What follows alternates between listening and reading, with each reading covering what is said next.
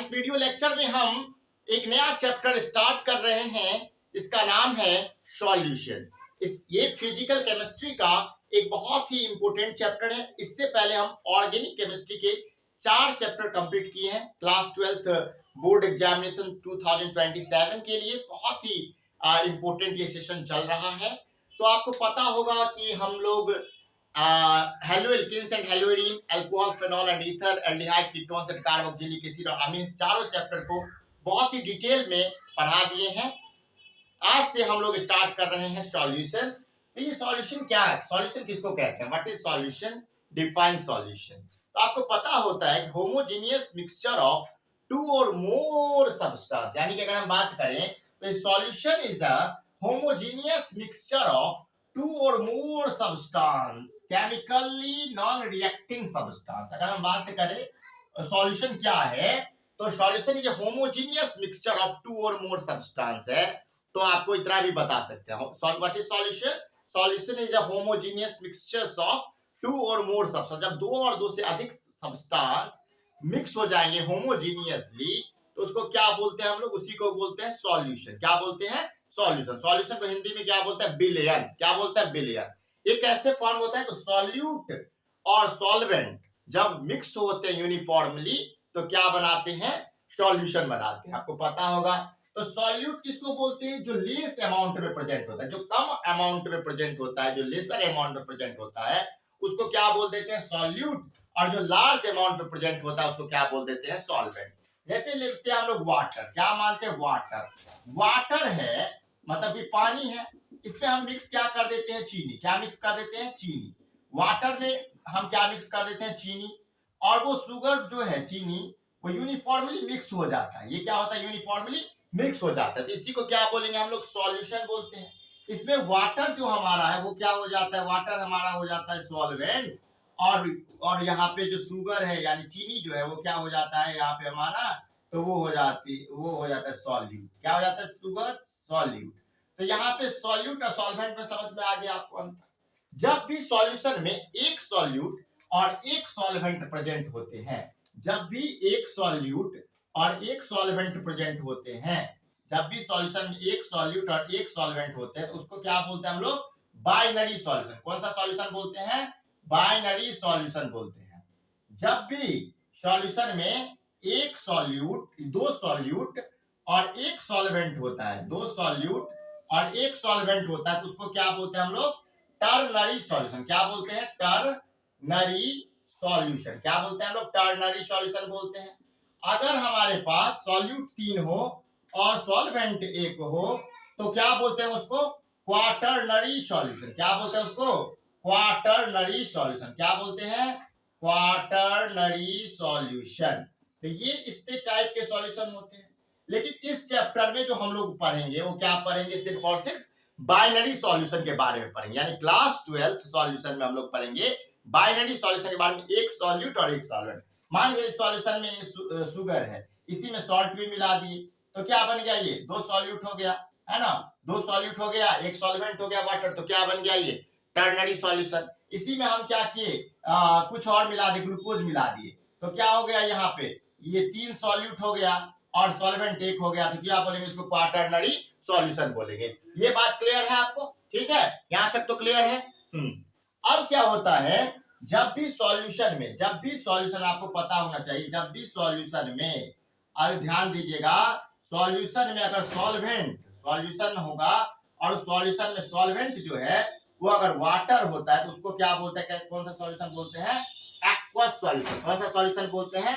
Aqueous solution बोलते हैं। अगर किसी सॉल्यूशन में सॉल्वेंट अगर वाटर है उस सॉल्यूशन को क्या बोलेंगे?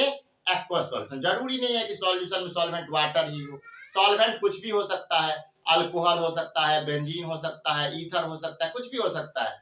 लेकिन अगर वाटर सॉल्वेंट है सॉल्यूशन के अंदर, अगर वाटर सॉल्वेंट है तो उस सॉल्यूशन को क्या बोलते हैं? एक्वस सॉल्यूशन बोलते हैं। ये बात समझ में आ गया? 2 solute 1 solvent ternary solution, 3 solute 1 solvent quaternary solution. Solution क्या होता है? सॉल्यूशन जो होमोजेनियस मिक्सचर ऑफ 2 और मोर chemically non-reacting substances whose composition can be varied within a certain limits। ठीक है, उसका कंपोजिशन वेरीड करता है, अलग अलग सॉल्यूशन में कंपोजिशन वेरीड करता है, ये तो आपको पता होगा। ठीक है, अब हम लोग देखते हैं यहाँ से क्या सब देख लिए और ये सब चीज समझ में आ गया है। अब देखते हैं ये पूरा आप कॉपी पहले नोट डाउन कर लीजिए इतना चीज, ठीक है, मतलब तो इससे क्या होगा फिर हम लोग आगे और बात करेंगे। नोट डाउन कर लीजिए इसको, अच्छे से नोट डाउन कर लीजिए इसको।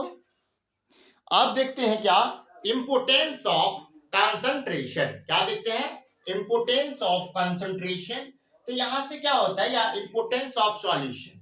अब इसमें क्या होता है तो आपको पता होगा, जैसे यहाँ पे है brass, brass is a homogeneous solution of copper and zinc, German silver is the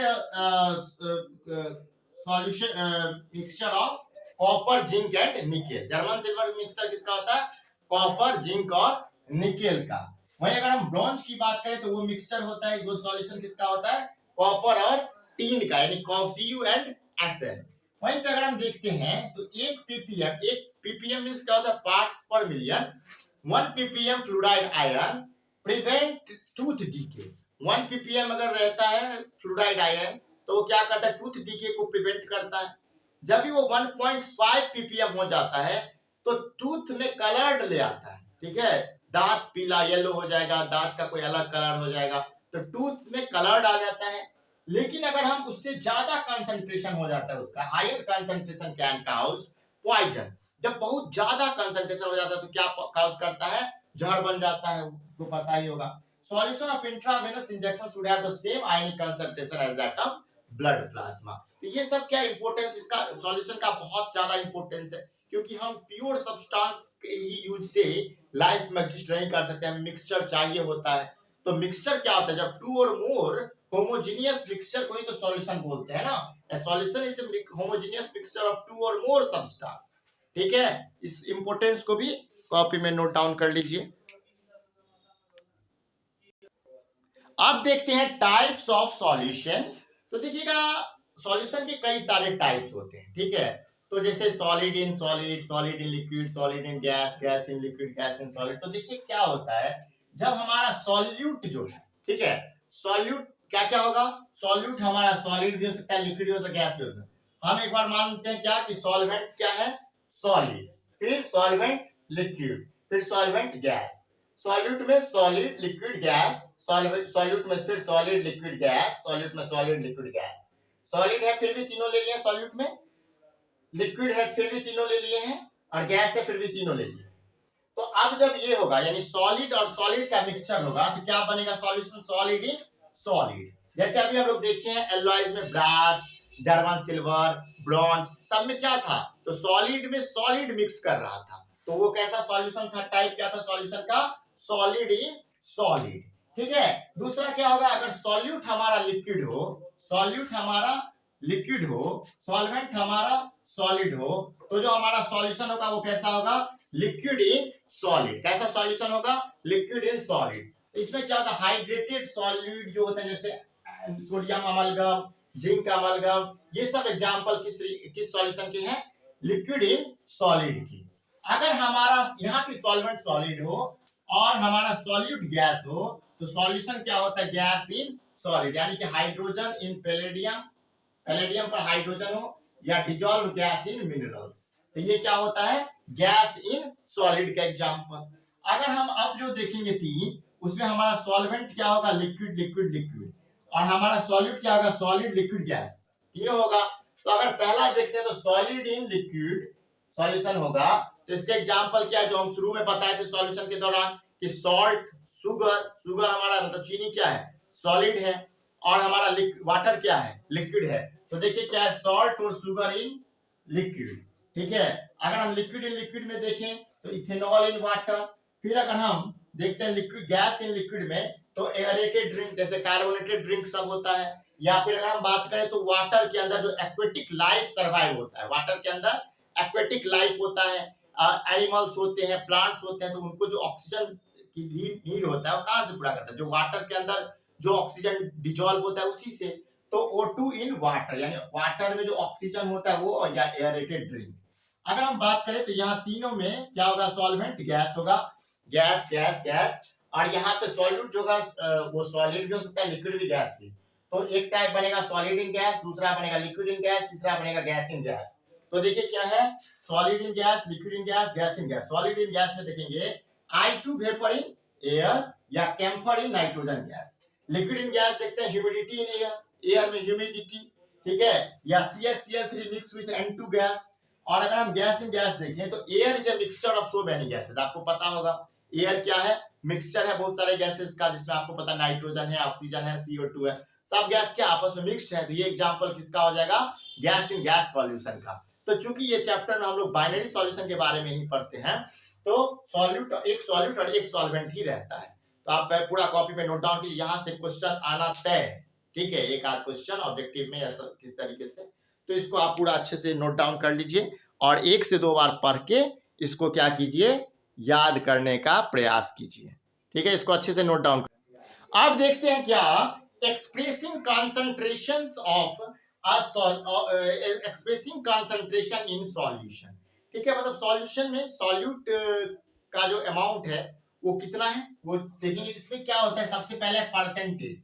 इसमें दो चीजें होता है, एक मास परसेंट और दूसरा होता है वॉल्यूम परसेंट, W/W या V/V, ठीक है। तो मास परसेंट निकालने का फॉर्मूला होता है given mass upon total mass, जो दिया गया मास है या जो टोटल मास है, और 100 से मल्टीप्लाई कर देते हैं तो मास परसेंटेज निकल जाएगा। और अगर वॉल्यूम परसेंटेज की बात करें तो गिवन वॉल्यूम इन मिलीलीटर और टोटल वॉल्यूम मिलीलीटर इनटू 100 करते हैं तो वॉल्यूम परसेंट निकल जाता है।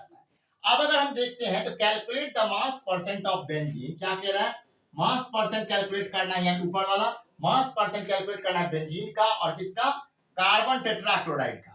If 22 gram of benzene is dissolve in 122 gram of carbon tetrachloride, यानी 122 ग्राम कार्बन टेट्राक्लोराइड में अगर 22 ग्राम बेंजीन को डिसॉल्व किया गया है तो इसका क्या निकालना है, हमको मास परसेंटेज निकालना है।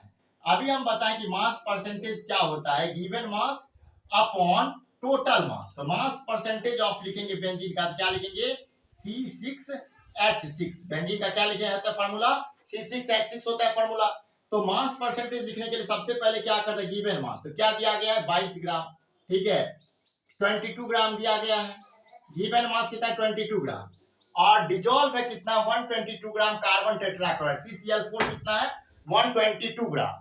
तो 122 प्लस 22 यानी कि कितना हो जाएगा 144, यानी कि 22 अपॉन 144 इंटू 100 करेंगे तो हमारा क्या निकल जाएगा, मास परसेंटेज ऑफ C6H6, ठीक है। अब हम कैसे करेंगे, ठीक है, इसको पहले 2 से डिवाइड करते हैं, कितना हो जाएगा 11 2 जा 22, 72 2 जा 144।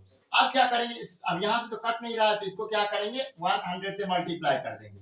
1100 को डिवाइड करेंगे अगर हम 72 से तो क्या हो जाता है हमारा, हमारे पास क्या है 72 बन जाए 72 हो जाएगा। अब कितना होगा 8 और 3 यानी कि 38 और 0 हो जाएगा। अब क्या होगा देखिए, अब होगा क्या हमारे पास, तो 72 5 का कितना हो जाएगा 360, अब कितना हो जाएगा 20, तो डेसिमल देंगे कितना हो जाएगा 200, ठीक है, कितना देंगे 200। तो अब कितना हो जाएगा 72 2 जा 144 हो जाएगा यहाँ पे, ठीक है। अब कितना बचा 6 और यहाँ पे क्या बचा 5, है ना, 560 हो जाएगा। अब क्या करेंगे हम, तो इसको किससे मल्टीप्लाई करेंगे 7 से, ठीक है। तो 72 7 का कितना हो जाएगा 14 का 4 कैरी 1 504, ठीक है। अब कितना हो जाएगा 56, तो लगभग कितना हो गया 15.27% हो गया क्या आंसर। अगर मास परसेंटेज ऑफ बेंजीन कितना हो जाएगा 15.27, कैसे कैलकुलेट किए, तो इस तरीके से कैलकुलेट किए। वहीं पे अगर हम मास परसेंटेज ऑफ CCl4 देखें तो कितना हो जाएगा, मास परसेंटेज ऑफ CCl4 अगर हम निकालते हैं तो कितना हो जाएगा, तो CCl4 कितना है 122 ग्राम और टोटल क्या है 122 ग्राम प्लस 22 ग्राम, जो किसका था बेंजीन का था। मतलब क्या हो जाएगा 122 अपॉन 144 इंटू 100 हो जाएगा। अब अगर इसको चाहे तो हम ऐसे ही काटे या हम 100 में से इतना सब्ट्रैक्ट कर दें तो भी निकल जाएगा। इसमें आंसर कितना हो जाएगा 84.72 करके कुछ आंसर हो जाएगा, ठीक है। तो चाहे तो इसको भी कैलकुलेट कीजिए जैसे इसका किए हैं, या इसमें से 100 में से 15.27 को सब्ट्रैक्ट कर दीजिए तो आंसर आ जाएगा। समझ में आ गया, ऐसी तरीके से हम लोग बनाते हैं।